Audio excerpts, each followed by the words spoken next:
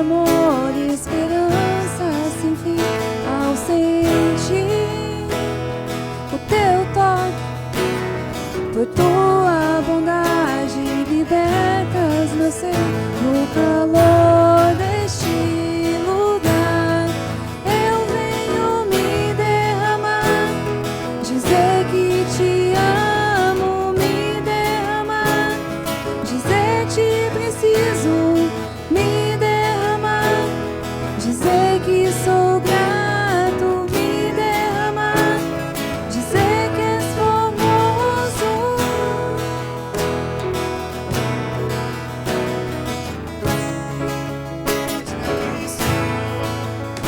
Estar aqui outra vez diante de ti, abro meu coração, meu clamor tu escutas e fazes cair as barreiras em mim.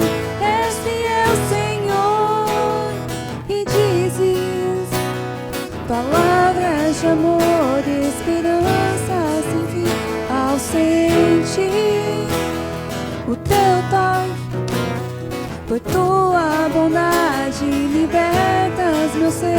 No calor deste lugar eu venho me derramar, dizer que te amo, me derramar, dizer te preciso, me derramar, dizer que sou grato, me derramar, dizer que és formoso, me derramar, dizer que te amo, me derramar, dizer te preciso, me derramar, dizer que sou grato, me derramar, dizer que és formoso.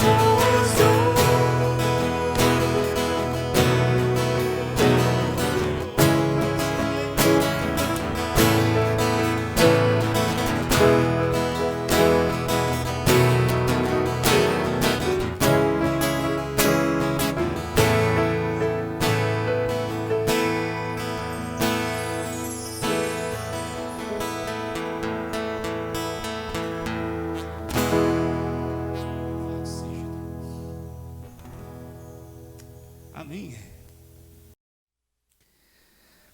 Graça e paz, irmãos.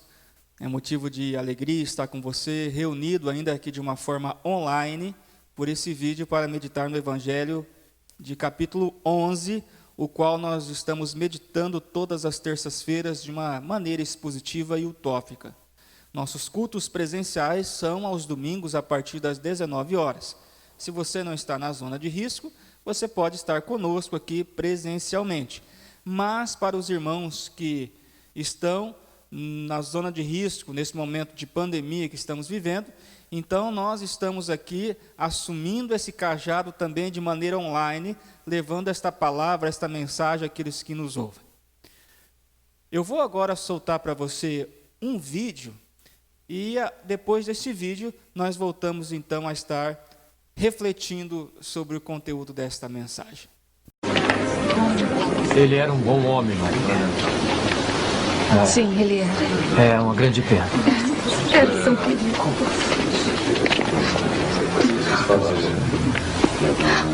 Ele era. Todos.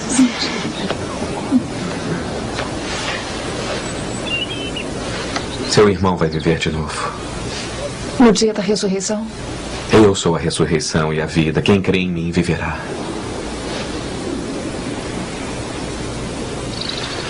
Acredita nisso? Agora sei quem você é. Jesus! Se tivesse vindo antes, Lázaro não teria morrido.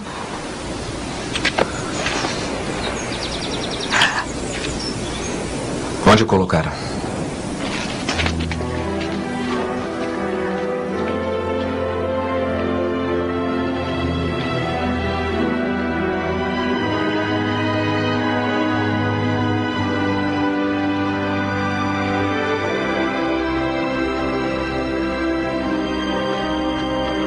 Lázaro morreu.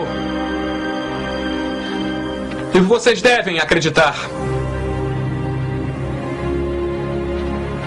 Vocês!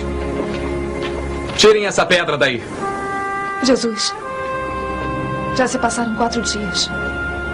Afastem essa pedra.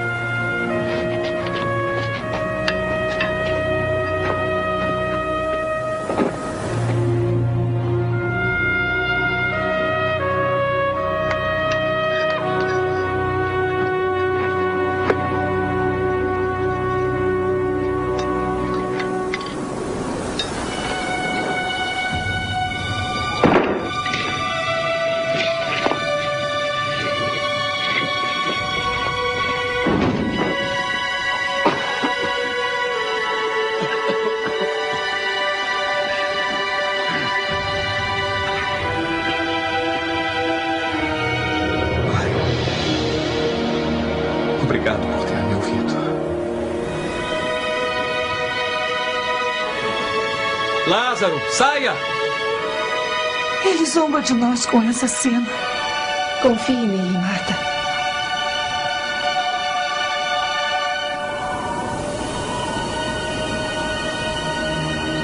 Alguém devia impedir isso.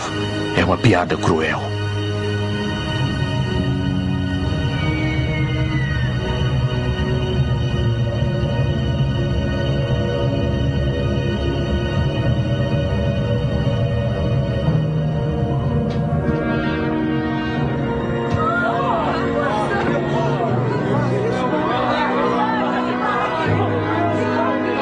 Ajudem.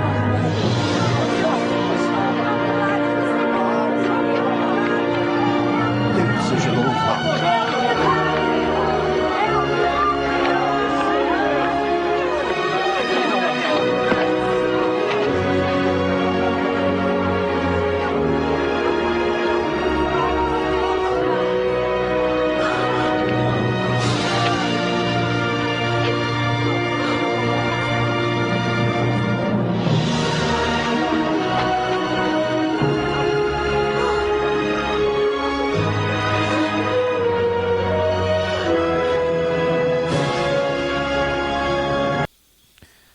Amém. João capítulo 11, verso 25 e 26, eu quero ler esses 2 versículos para que ele possa servir então de apoio para a mensagem desta noite. Diz o texto: declarou-lhe Jesus: eu sou a ressurreição e a vida, quem crê em mim, ainda que morra, viverá. E todo aquele que vive e crê em mim, jamais morrerá. Crês isto?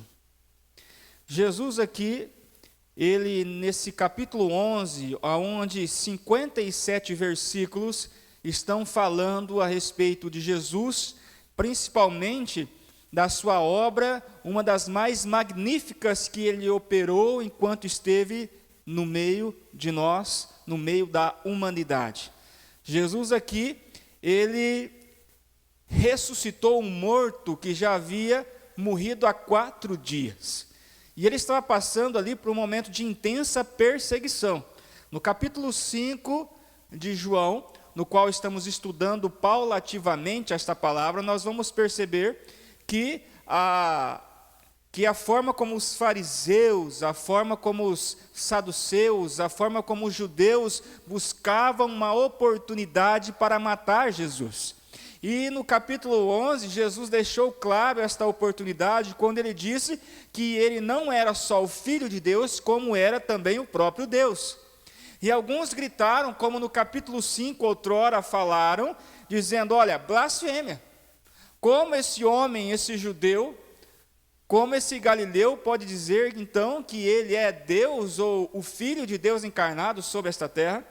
E como se Jesus desse um basta nessa circunstância, Jesus ali então fez um dos milagres mais espetaculares que a Bíblia relata, que é a ressurreição de um homem que já havia morto há 4 dias.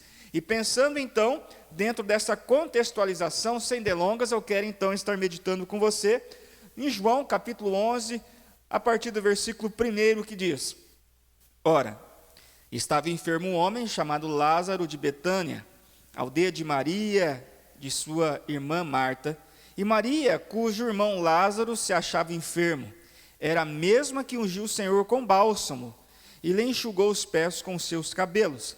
Mandaram, pois, a irmã dizer a Jesus: Senhor, eis que está enfermo aquele que tu amas. Jesus, porém, ao ouvir isso, disse: esta enfermidade não é para a morte, mas para a glória de Deus, para que o Filho de Deus seja glorificado por ele.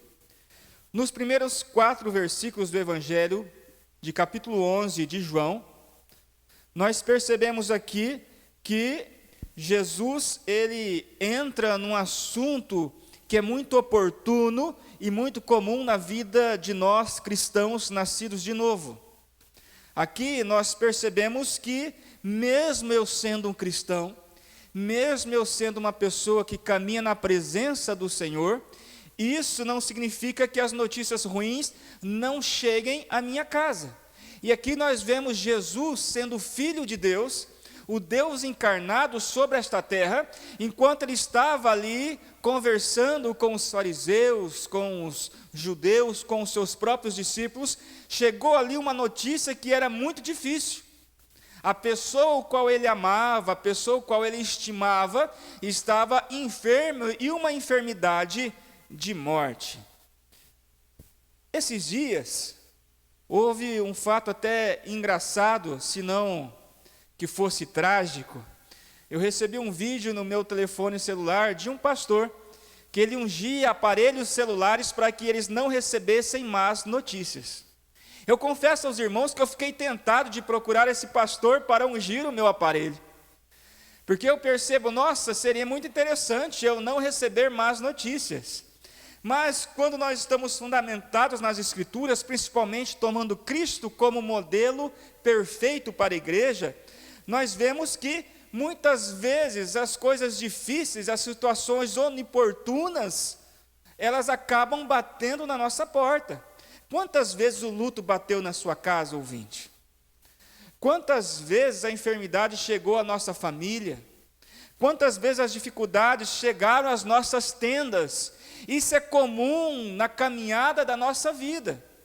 E pensando nisso, o importante é que nós não pensemos no problema, mas pensemos como enfrentar o problema e com quem enfrentar essa dificuldade. E aqui eu aprendo com Maria que ela foi buscar então auxílio em alguém que poderia mudar todo o cenário, o qual ela colocou diante daquela circunstância. Aqui Maria, ela chegou diante de Jesus para dizer a ele: olha, o teu amigo está gravemente enfermo. E eu pergunto para você, nesta noite, você que está me vendo por esse vídeo, eu não conheço você, alguns eu conheço, mas talvez eu não entenda e não compreenda as dificuldades que você passa, dificuldades em tantas esferas da nossa vida. E te faço essa pergunta: você tem clamado Jesus para te ajudar nessas dificuldades? Você tem clamado o sangue de Jesus para cobrir você e a sua família de toda mazela, de toda situação oniportuna que chega e bate na sua casa? Eu tenho clamado a Jesus. Eu sei que Ele está comigo ainda que eu passe pelas tempestades. O importante para nós, cristãos nascidos de novo, não é tentar evitar a dificuldade, o deserto, a tempestade a todo custo, mas é dizer para Deus: Deus, eu posso passar por essa tempestade, mas só passarei se o Senhor estiver comigo. Como Moisés. Deus, certa vez, se apresentou a Moisés dizendo: Moisés, esse povo é de dura serviço, é um povo de coração duro. Então, Moisés, vou pedir que os anjos o acompanhem pelo meio do deserto. E Moisés disse para Deus de uma forma muito rápida e categórica, dizendo: Deus, se o Senhor não for conosco, nós não iremos. Eu não darei um passo, porque o Senhor é a pessoa mais importante no momento da dificuldade, no momento difíceis, nos momentos desafiadores da nossa vida. Mas nós temos também aqui um segundo exemplo, que está em João capítulo 11, a partir do verso 5, 7 e 21. Olha o que diz o texto. Ora, Jesus amava a Marta e a sua irmã e a Lázaro. Quando, pois, ouviu que estava enfermo, ficou ainda mais 2 dias no lugar onde se achava. Depois disse a seus discípulos: vamos outra vez para a Judeia. Disse-lhe, pois, Marta a Jesus, agora no 21, tá? Disse, pois, Marta a Jesus: Senhor, se tu estivesse aqui, meu irmão não teria morrido. Muito bem. Eu acredito que muitas vezes nós temos o comportamento de Marta, o qual eu acabei de fazer o relato textual para você nesse momento.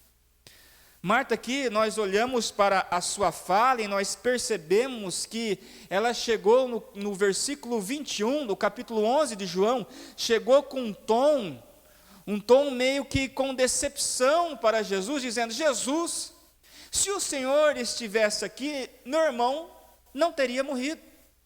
Nós percebemos aqui que é como se Marta buscasse um culpado pelo sofrimento que ela estava sofrendo. É como Marta buscasse um culpado pelo fracasso pessoal e familiar o qual ela estava vivenciando naquele momento.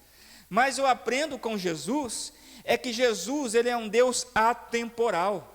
Para ele não tem passado, não tem presente, não tem futuro. Deus, ele age quando ele precisa agir, quando ele entende que é necessário a sua intervenção, segundo o seu poder, segundo a sua magnificência. Nós não temos e não possuímos condições de colocar Deus na parede para que ele haja no nosso tempo. E eu quero dizer uma coisa para você que serve a Deus. Preste muito bem atenção naquilo que eu te falo nesta hora. Não é tarde para que você resolva os seus problemas no seu matrimônio, no seu casamento. Ainda há tempo de ter um casamento feliz. Não é tarde para que você resolva mudar de vida, retomar os estudos, sonhar com uma profissão diferente. Não é tarde para que você sirva ao Senhor, quer seja cantando, intercedendo, orando, servindo em tantas áreas que a igreja carece de um povo que o serve. Mas também não é tarde para que você possa deixar o pecado que te impede de viver uma vida sintonizada com o nosso Senhor Jesus Cristo. Tarde só é para quem não quer tomar atitude, para quem quer viver na inércia, estacionado. E Jesus, através desta palavra, está nos chamando a sair do estacionamento e começar a acelerar, principalmente nas coisas concernentes ao reino de Deus. No capítulo 11, no verso 40 até o 45, também temos uma lição importante. Diz o texto: respondeu-lhe Jesus: não te disse que se creres verás a glória de Deus? Tiraram então a pedra, e Jesus, levantando os olhos aos céus, disse: Pai, graças te dou porque me ouviste. Eu sabia que sempre me ouves, mas por causa da multidão que está em redor, é que assim falei, para que eles creiam que tu me enviaste. E tendo dito isso, clamou em alta voz: Lázaro, vem para fora. Saiu o que estivera morto, ligado aos pés e às mãos com faixas, e o seu rosto envolto no lenço. Disse-lhes Jesus: desligai-o e deixai-lo ir. Muitos, pois, dentre os judeus que tinham vindo visitar Maria, e que tinham visto o que Jesus fizera, creram nele. Aqui, talvez seja uma das maiores evidências de poder do Deus encarnado aqui nesta terra. Eu fico imaginando, e confesso para você que é algo que me fascina quando leio a Bíblia, é perceber ou tentar mensurar o poder, o potencial de Deus em fazer coisas tão grandiosas. O poder de criar todo o universo do nada. O poder de restaurar as coisas que saíram dos eixos durante toda a humanidade. Mas o poder de trazer vida a alguém que já estava na morte é algo fantástico. E aqui este milagre, ele nos chama a atenção para 3 pedagogias importantes de Jesus. E uma pergunta que vem a calhar é: por que Deus faz milagres? Qual que é a importância do milagre para a humanidade? Então tem 3 funções básicas e fundamentais para o milagre. Primeira, glorificar a Deus, porque o milagre só parte do nosso Senhor Jesus Cristo. O homem não pode fazer nada se o Pai não lhe conceder condições para que ele pense e para que ele realize. Segunda importância do milagre é o quê? Exaltar a figura do Filho. E foi por conta disso que Deus então deu graça ao seu Filho para ressuscitar Lázaro. E terceira função pedagógica do milagre: humilhar a mente humana. Eu fico pensando nos judeus ali que estavam conjecturando entre eles, talvez ali buscando uma palavra para poder lançar mão sobre ele, dizendo: olha, isso é blasfêmia, olha, isso não está na Torá, não está nos pergaminhos, não está na lei, vamos então apedrejá-lo, vamos matá-lo, porque nós entendemos que essa pessoa não é de Deus. Mas é pelo contrário, nós percebemos que este milagre em nenhum momento foi questionado pelos judeus. Aliás, nós percebemos no texto que muitos se converteram quando viram a graça de Cristo neste momento. Eu não sei, mais uma vez, falando contigo através deste vídeo, eu não sei qual que é a mazela, qual que é a tempestade que você está vivendo. Mas uma coisa eu sei, é que o mesmo Jesus que criou o mundo quando estava com Deus na Trindade, o mesmo que se fez criança, e como verbo se fez carne, o mesmo que ressuscitou Lázaro, é o mesmo que pode mudar a sua vida, se você crer. E eu quero então orar por você nesta noite. Deus, a tua palavra foi lançada nesse momento, e talvez alguns dos que me ouvem estão desesperados, talvez a família está passando por tantos problemas, e há tantas mazelas ocorrendo, Senhor, porque o mundo é mau. E eu te peço no nome de Jesus que elas possam se sentir abraçadas pelo Senhor, que elas possam se sentir atendidas pelo Senhor, e que elas possam perceber em Deus, aquele que tem o poder de transformar todas as coisas, ainda que elas estejam complicadas, mas para o Senhor nada é impossível. Louvado seja o teu nome, Senhor. Amém. E graças a Deus. Então terminamos esta palavra com esta verdade absoluta: para Deus nada é impossível. Ainda que o morto esteja ali já passado 4 dias, ainda que as circunstâncias sejam as mais adversas, Jesus, quando Ele determina, Jesus, quando Ele usa a sua palavra, todos devem se render e se rendem, e as coisas são transformadas pelo poder que há no nome de Jesus. Deus te abençoe, confie em Deus, porque Ele está voltando e virá buscar a sua igreja, e nós subiremos com Ele em glória. Senhor, que as misericórdias do Teu Santo Espírito, que a sua graça imensurável venham ser derramadas sobre todos aqueles que ouvem e assistem esse vídeo. Assim oro no nome de Jesus. Amém. Deus te abençoe e que você tenha uma boa semana na presença de Jesus. Amém. Na última terça-feira, quando assisti o culto, percebi então que eu falei algo que é errado teologicamente. Eu disse que as pessoas pecam de forma involuntária, os nascidos de novo. Mas quando eu leio a primeira carta de Paulo aos Coríntios, capítulo 10, verso 13, onde diz: não sobreveia a vocês tentação, senão que fosse comum aos homens, e Deus é fiel, e Ele não permitirá que você seja tentado além do que podem suportar. Então significa que se eu tenho condições de suportar o pecado, é porque o pecado ele é pensado antes dele ser efetuado. Então todo o nosso pecado, irmão, o meu, o seu, o pecado que nós cometemos, todos eles são pensados. Nós que não conseguimos discernir e não conseguimos impedi-lo, porque muitas vezes, não só nós, mas um crente nascido de novo, ele pode agir de uma forma carnal naquele momento e cometer o pecado. Mas pecado involuntário não existe, a não ser que ele não saiba que o que ele está fazendo é pecado, ok? Deus abençoe, espero que os irmãos considerem então essa ratificação desta mensagem no que tange a questão do pecado. Fiquem com Deus.